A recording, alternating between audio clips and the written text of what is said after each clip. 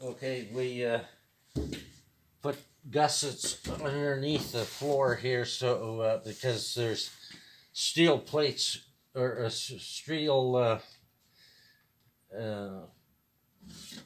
beams to go across here wherever these bolts are. Yeah. So we put gussets underneath so that they can overload this, and the plates will go down on the gusset. Instead of having a big metal floor underneath, we just got one floor. You lift this one up first, take it out, and then take this one. Okay. There's a 2x4 screwed in underneath here that this lip sets on. The 2x4 is on this piece, this one sits on there, so you could put half a ton of weight on there. It won't sag the floor. Okay. And then this thing was made, it should have been a little longer. Right here, the floor. Yeah.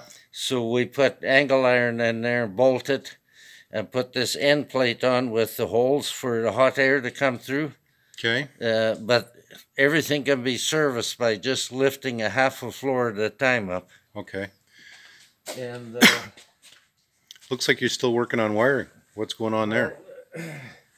When they started wiring, they went, you know, like usually whitest power, and then they must have run out of wire, and they got 6 inches of black and added it on. Well, when you're following this all around, red should be red, green is green, white's white, and you can follow it. Yeah. So there's a bunch of wires hanging on here that I can't track down just yet, but we will, and then we'll get this thing so it's running. All the fuses are tested, they all work.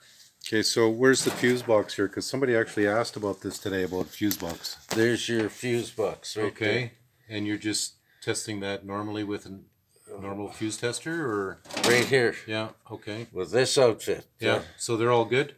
It lights up as soon as you can test each fuse like this. Yeah. Like I haven't got the power on now. Okay. But you put your point here or here, and this will light up. You know your fuses are good. Okay.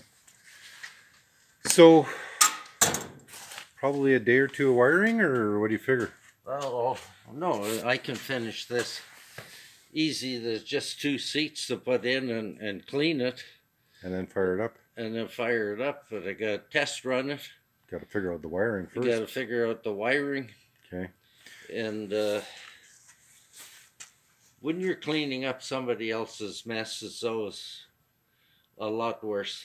Okay. So a couple of guys been wondering, when did you get involved in bombardiering? Like how many years you been doing this now? Well, in 1956, I was 14 years old, and my Uncle George bought a brand new, top of the line, Wide Gauge Bombardier.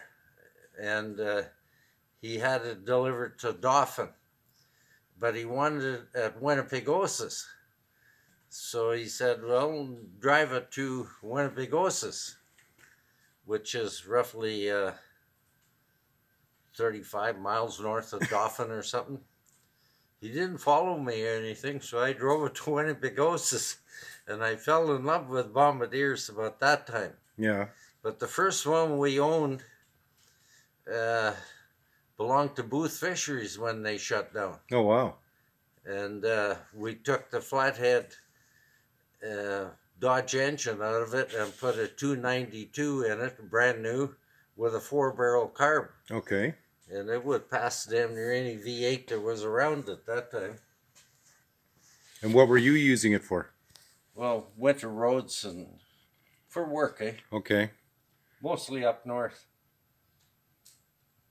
So first drive was in 56 with Uncle George's Bombardier, but using it yourself, like on the winter roads, was when? Well, I forget the years, but early 60s?